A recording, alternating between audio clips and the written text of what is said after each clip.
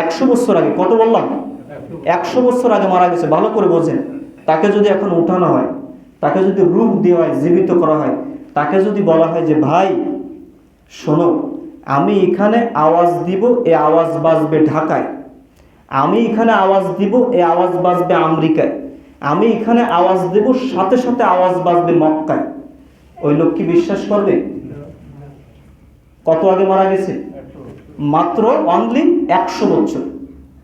কিন্তু ও তো কখনো জানে না যে ইন্টারনেট কি জিনিস, ফেসবুক কি জিনিস, প্রযুক্তি কি জিনিস, কিছুই জানে না। আপনি আমি বিশ্বাস করেন মুসলমান, 100 বছর, 200 বছর, 500 বছর পরে আল্লাহ যদি চান, একদিন সব গোপন রহস্য উন্মোচিত হয়ে যাবে মানুষের চোখের সামনে। জোরে বলুন সুবহানাল্লাহ।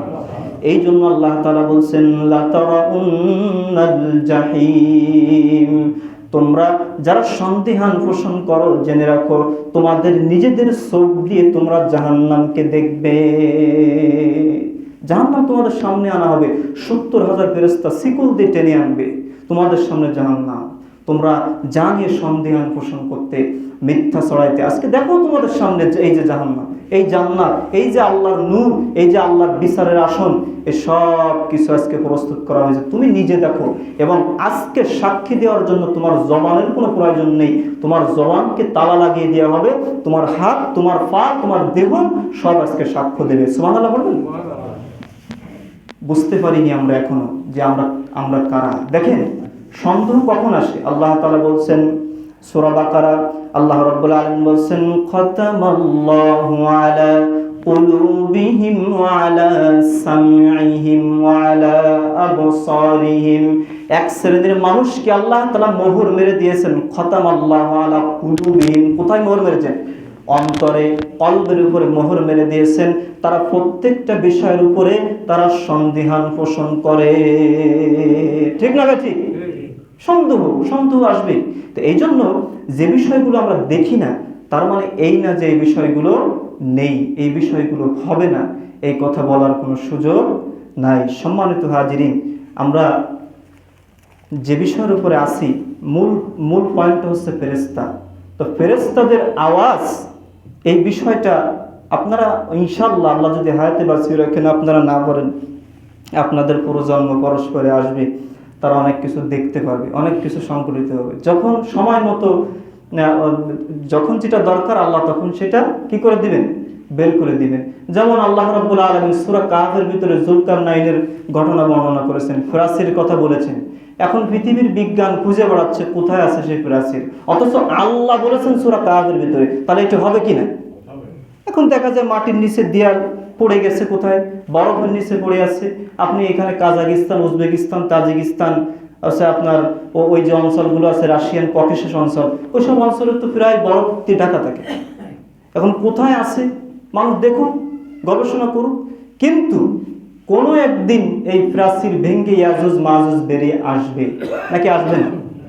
যেহেতু আল্লাহ বলেছে আসবে, তারা দুনিয়াতে প্রবেশ করবে, অবশ্যই তারা আসবে। কিন্তু সে সময় আপনার আমার মতো চিন্তা করলে হবে না।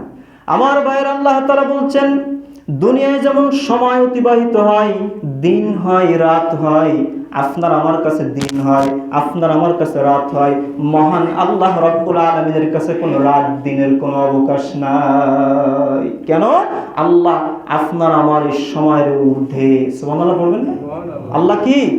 সময়ের ঊর্ধ্বে, সর্বশক্তিমান আল্লাহ। রাত দিন আপনার আমার কাছে থাকতে পারে।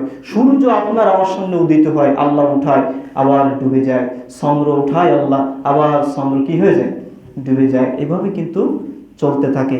কিন্তু আল্লাহ রাব্বুল আলামিন সব কিছুর ঊর্ধ্বে। আল্লাহ কি? ঊর্ধ্বে। আল্লাহ অনেক উপরে। আল্লাহ সময়ের কোনো প্রয়োজন নাই। আপনার আমার মতো চিন্তা আল্লাহ রাব্বুল আলামিনের না। তো সম্মানিত হাজিরিন, তো যে কথা আমি বলছিলাম যে আল্লাহ রাব্বুল আলামিন বলছেন আল্লাহু নূরুস সামাওয়াতি ওয়াল আরদ, আসমান এবং জমিনের সকল নূর কার কাছে? আল্লাহর কাছে। আল্লাহ তাআলা বলছেন মা কুনতা তাদরি মাল কিতাব ওয়ালাল ঈমান। হে নবী, আপনি জানতেন না ঈমান কাকে বলে, আপনি জানতেন না কোরআন কি। আমি আল্লাহ তাআলা জানিয়েছি ইসলাম হলো নূর, কোরআন হলো নূর, ঈমান ইয়াকিন বিশ্বাসের নাম হলো নূর। কার কথা? আল্লাহ তাআলা বলছেন ইউরিদুনা লিইউতফিউ নূরাল্লাহি বিআফওয়াহিহিম। ফেরেশতা কিসের তৈরি? ইউরিদুনা লিইউতফিউ নূরাল্লাহি বিআফওয়াহিহিম ওয়াল্লাহু মুতিম্মু নূরিহি ওয়ালাউ কারিহাল কাফিরুন।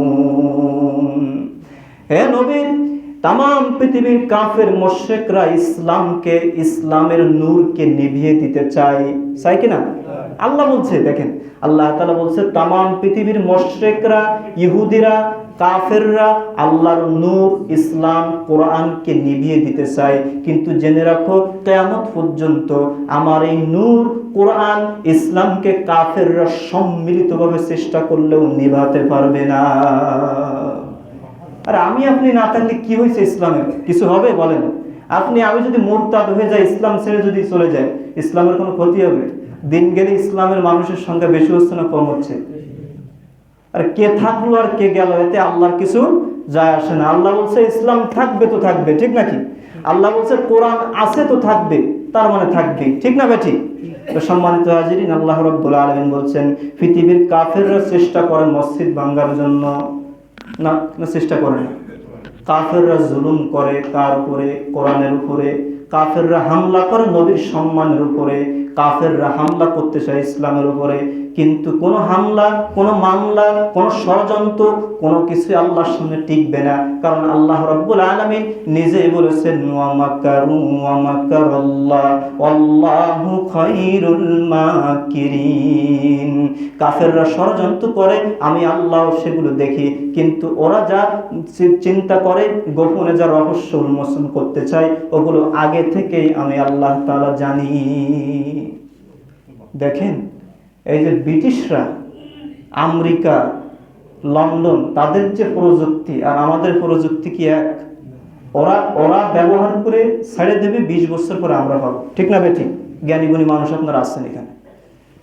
এখন বুঝতে হবে যে কাফেররা, তারা কিন্তু ইসলামকে নিভিয়ে দিতে চায়, তারা ইসলামকে দুনিয়া থেকে মিটিয়ে দিতে চায়, কিন্তু তাদের এই ষড়যন্ত্র আপনি আমি নাই বুঝতে পারি। কে বোঝে? কার বোঝার ক্ষমতা আছে?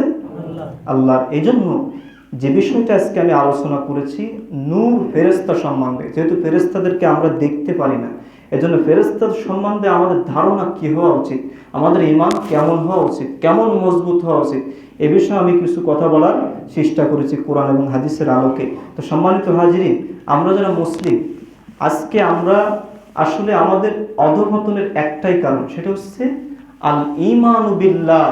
আমাদের ঈমান আল্লাহর ব্যাপারে শক্তিশালী না। আল ঈমানু কিতাবুল্লাহ, কোরআনের ব্যাপারে আমরা পুরোপুরি কি? কোরআনের উপরে পুরোপুরি আমরা মুতাওয়াজ্জা না।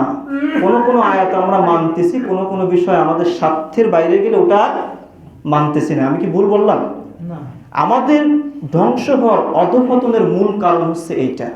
তো সম্মানিত হাজিরিন, আজকে যদি সম্মিলিতভাবে মুসলমানের সন্তান যদি গবেষণায় যদি মগ্ন হতো, গবেষণায় যদি সময় দিত, তাহলে আজকে কিছু নিয়ে করার দরকার নেই, কোরআন এবং হাদিস নিয়ে যদি গবেষণা হতো, তাহলে নতুন নতুন তথ্য বের হতো কিনা। তো দেখা যায় যারা গবেষণা করছে, অনেক কাফের মুশরিক, তারা কোরআন দিয়ে উপকৃত হচ্ছে কিনা। অনেক যন্ত্র বানাচ্ছে, অনেক কিছু আবিষ্কার করতেছে কোরআন দিয়ে। তো এই জন্য একটা কথা পরিশেষে বলি, আপনারা মনে রাখবেন, কারণ পৃথিবীতে আমরা কেউ চিরস্থায়ী না, ঠিক না বেঠিক? আমরা কেউ চিরস্থায়ী না। আজকে আছে, কালকে দেখবেন যে ওই অমুকের কবর, অমুক মারা গেছে, অমুক অঞ্চলে ওর কবর হয়েছে, দাফন হয়েছে, অমুক কয়টার সময় জানাজা হয়েছে। পৃথিবী থেকে আমরা চলে যাব, আমরা তো এভাবে যাব, এভাবে এসেছি, এভাবে যাব। কিন্তু মনে রাখবেন যে আল্লাহ রাব্বুল আলামিন যা বলেছেন, এর কোনো কিছু বিন্দুমাত্র সন্দেহ পোষণ করলে আপনার আমার ঈমান থাকবে না। কিন্তু মনে রাখতে হবে, আল্লাহ যা বলেছে তাই হবে। কারণ তিনি সব কিছুর ঊর্ধ্বে, ক্ষমতার ঊর্ধ্বে, আল্লাহ তাআলার সময়ের ঊর্ধ্বে। আল্লাহ রাব্বুল আলামিন দিন রাত আমাদের জন্য তিনি দান করেছেন। আমরা পৃথিবী দেখছি, আলো দেখছি, অন্ধকার দেখছি, সব হচ্ছে, কিন্তু আল্লাহ রাব্বুল আলামিন মনে রাখতে হবে সব কিছু আল্লাহ পরিচালনা করছেন। সুবহানাল্লাহ ওয়া বিহামদিহি।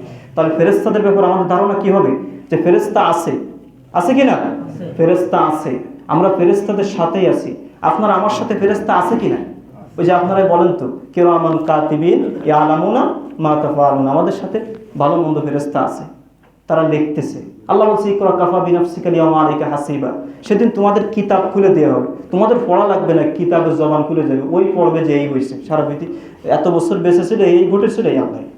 কথা বুঝতে পারছেন কিনা? তো এই জন্য সব ঘটনা আল্লাহ রাব্বুল আলামিন সেদিন জানিয়ে দিবেন। তো আমাদের একটা প্রশ্ন আছে, এই জন্য আমি আর সামনের দিকে আগাচ্ছি না। তাহলে ফেরেশতাদের ব্যাপারে আমাদের ঈমান কি হবে? মজবুত হবে। কিয়ামতের ব্যাপারে মজবুত হবে। কবরের এই বারজাকের জীবনের ব্যাপারে কি হবে? মজবুত হতে হবে। যদি আমাদের ঈমান শক্তিশালী হয়, আমল শক্তিশালী হয়, আমরা কবরের নূর পাবো। নূর, ফেরেশতা তৈরি কি দিয়ে? নূর দিয়ে। নূর পাবো, নূর মানে আলো। আল্লাহ আমাদের কবরকে আলোকময় করুন, বলুন আল্লাহুম্মা আমিন। আমাদের একটা গুরুত্বপূর্ণ প্রশ্ন আছে। প্রশ্নটা হলো যে একজনে প্রশ্ন করেছেন যে আমরা কি শহীদি মৃত্যু আল্লাহর কাছে চাইতে পারবো কিনা, এটা জায়েজ হবে কিনা? শহীদি মৃত্যু অবশ্য ভালো একটা কথা। শহীদি মৃত্যু আমরা অবশ্যই আল্লাহর কাছে কামনা করতে পারি। যেমন ওমর ইবনুল খাত্তাব রাদিয়াল্লাহু তাআলা আনহু শহীদি মৃত্যু কামনা করতেন। ওমর রাদিয়াল্লাহু কি ছোটখাটো মানুষ? কি বলেন? তিনি অর্ধ পৃথিবী শাসন করেছেন, অর্ধ জাহানের খলিফা ছিলেন। সুবহানাল্লাহ বলুন। তিনি বলছেন যে আল্লাহুম্মা আরযুকনি শাহাদাতান ফি সাবিলি ওয়া জাআলাল মাউতা ফি গাযযি রাসূলুল্লাহ সাল্লাল্লাহু আলাইহি ওয়াসাল্লাম। আল্লাহ আপনি আমাকে শহীদি মৃত্যু দান করেন এবং নবীর শহরে এই মদিনাতে আমার মৃত্যু দিয়েন। সুবহানাল্লাহ। তো তখন তৎকালীন সাহাবীরা বলছিলেন যে আমিরুল মুমিনিন কি বলে? এখানে মদিনা হচ্ছে দারুল ইসলাম। দারুল ইসলাম মানে ইসলামী রাষ্ট্র। তো এখানে আবার উনি কি শহীদ হবে? কে ওনাকে শহীদ করবে? এটা ইসলামী রাষ্ট্র, এখানে তো যুদ্ধ হবে না কাফের বেঈমানের বিরুদ্ধে। যেমন আমাদের পার্শ্ববর্তী অনেক দেশ আছে, দারুল কুফর মানে হচ্ছে কাফের, হাদিসের ভাষায় দারুল কুফর। সেখানে আমি কোরআনের আইন ছাড়ি, সেটা হবে না। তাদের আলাদা সংবিধান আছে, নিয়ম নীতি আলাদা। বুঝতে পারছেন কিনা? তো এখন ওমর রাদিয়াল্লাহু তাআলা আনহু এই কথা বলার পরে সাহাবীরা বলাবলি করতে লাগলেন যে দারুল ইসলামে আবার কিভাবে উনি শাহাদাত বরণ করবেন, শহীদ হবেন। তো দেখা গেল যে ওনার দোয়া আল্লাহ রাব্বুল আলামিন কবুল করেছিলেন। সুবহানাল্লাহ। ওমর রাদিয়াল্লাহু তাআলা আনহু যে বলেছিলেন যে শাহাদাতের বিষয়ে, আল্লাহ বলেছিলেন যে যাও, তোমাকে শাহাদাত দান করলাম, আমি তোমাকে মদিনায় মৃত্যু দিলাম। তখন সাহাবীরা অবাক হয়ে অনেকে বলাবলি করতে লাগলেন যে আমিরুল মুমিনিন যে কথা বলেছিলেন এ কথা তো বাস্তবায়িত হলো। কিভাবে হলো?